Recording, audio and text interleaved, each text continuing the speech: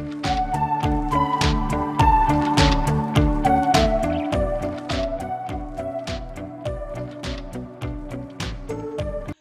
বন্ধুরা, আরগুরু দর্শন ইউটিউব চ্যানেলে তোমাদেরকে প্রত্যেককে জানাই স্বাগতম। আশা করি তোমরা প্রত্যেকেই ভালো আছো এবং কি সুস্থ আছো।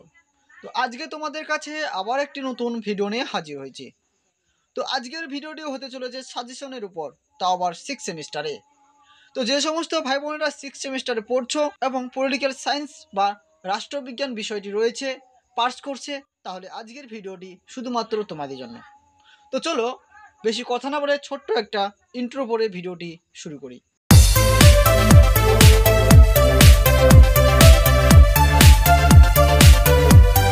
তো ফাইনালি আমরা এখন মূল ভিডিওতে পৌঁছে গেছি। তো আমি রতন তোমাদের কাছে আজকে আবার একটি নতুন 6 সেমিস্টারের সাজেশন নিয়ে হাজির হয়েছি। তো আজকের যে সাজেশনটি, সেটার যে সাবজেক্ট নেম রয়েছে সেটা হচ্ছে পলিটিক্যাল সায়েন্স, তাও আবার জেনারেল কোর্স হিসেবে। পেপার কোড হতে চলেছে ডিএসসি 2B। সেই পেপার নেমটি যেটা রয়েছে তোমাদের, সেটা হচ্ছে পাবলিক পলিসি ইন ইন্ডিয়া। এই পাবলিক পলিসি ইন ইন্ডিয়া থেকে আজকে যে প্রশ্নগুলো তোমাদের কাছে তুলে ধরবো, সেগুলো প্রশ্নই 2024 সেশনে 6 সেমিস্টারে আসার সম্ভাবনা 100% রয়েছে। তো চলো বেশি দেরি না করে আমরা সেই প্রশ্নগুলো দেখে নিই। তো প্রশ্নগুলো দেখার আগে তোমাদের কাছে আরেকটি কথা না বললে নয়, যেটা হচ্ছে তোমাদের রাষ্ট্রবিজ্ঞান বিষয়টি যে এক্সাম হবে, সেটার যদি পরীক্ষার প্যাটার্ন বা পরীক্ষার ধাপ যদি না জানো, তাহলে অবশ্যই তোমরা কিন্তু ভালো নম্বর তুলতে পারবে না। তো তার আগে একটু প্যাটার্ন বা ধাপের সম্বন্ধে বলি। তোমাদের কোর্সিং প্যাটার্নে দুটি বিভাগ রয়েছে।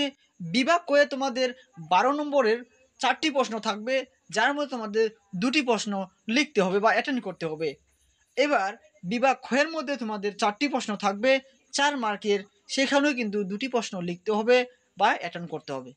তো আশা করা যায় তোমরা প্যাটার্নটা বুঝতে পেলে কত মধ্যে পরীক্ষা হবে এবং কি কোন বিভাগে কত নম্বর পরীক্ষা থাকবে, কয়টি প্রশ্ন থাকবে এবং কি এক একটি প্রশ্নের মান কত।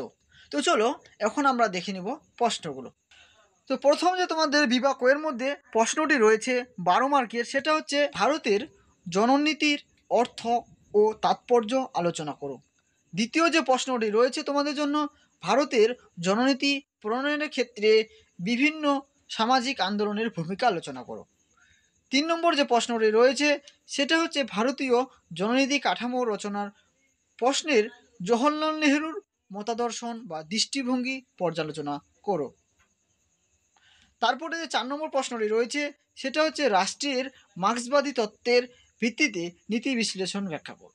তারপরে যে 5 নম্বর প্রশ্নটি তোমাদের জন্য রয়েছে, নীতি কাকে বলে, সামাজিক নীতির ধারণা ও বৈশিষ্ট্য কি কি। 6 নম্বর যে প্রশ্নটি তোমাদের জন্য রয়েছে সেটা হচ্ছে সামাজিক আন্দোলন কি, নীতি নির্ধারণের সামাজিক আন্দোলনের ভূমিকা আলোচনা করো।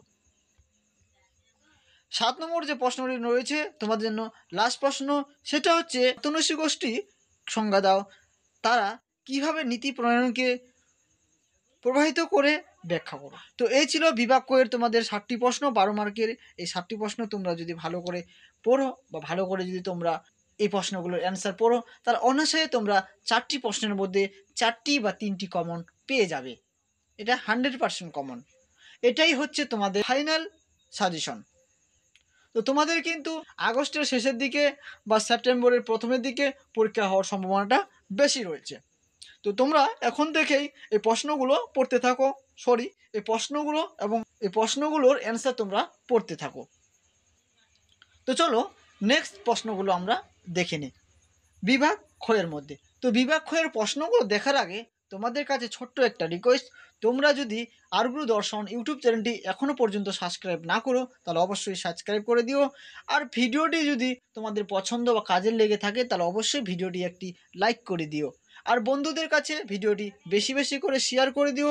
তাছাড়া তোমাদের আরও কী কী সাবজেক্ট রয়েছে সেটা অবশ্যই কমেন্ট বক্সে কমেন্ট করে জানিয়ে দিও, তাহলে সেই সাবজেক্টটির আগে আমি ভিডিও নিয়ে আসব। তো চলো এরপরে আমরা প্রশ্নগুলো দেখে নিই। বিভাগ ক্ষয়ের মধ্যে যে প্রশ্নগুলো রয়েছে টিকাগুলো, সেগুলো প্রথম যে প্রশ্নটি রয়েছে সেটা হচ্ছে উদারীকরণ। তারপরে যে প্রশ্নটি রয়েছে সেটা হচ্ছে নীতি নির্ধারণ। তারপরে যেটা রয়েছে সেটা হচ্ছে রাষ্ট্রের বহুত্ববাদী তত্ত্ব। এরপরে যে প্রশ্নটি রয়েছে অর্থনৈতিক উন্নয়নের নেহেরু মডেল। নেক্সট যে প্রশ্নটি তোমাদের রয়েছে সেটা হচ্ছে রাজনৈতিক অর্থনীতি। পরে যেটা রয়েছে তোমাদের সেটা হচ্ছে পৌর সমাজ। তো এখানে এই 6টি ছিল তোমাদের 4 মার্কের প্রশ্ন। এই 6টি প্রশ্ন থেকে তোমরা অনায়াসে 4টি থেকে 3টি প্রশ্ন কমন পেয়ে যাবে। তোমরা এই প্রশ্নগুলোই পড়তে পারো। তোমরা যদি আমার সাজেশনগুলোই পড়ে যাও তাহলে অবশ্যই তোমাদের পরীক্ষা ভালো হবে, এবং পরীক্ষা দিয়ে আসার পরে তোমরা অবশ্যই ভিডিওর কমেন্ট বক্সে তোমাদের ফিডব্যাকটা জানিয়ে দেবে। তো আজকে এখান থেকে ভিডিওটি শেষ করছি। দেখা হচ্ছে তোমাদের সঙ্গে অন্য কোনো এক নতুন ভিডিওতে।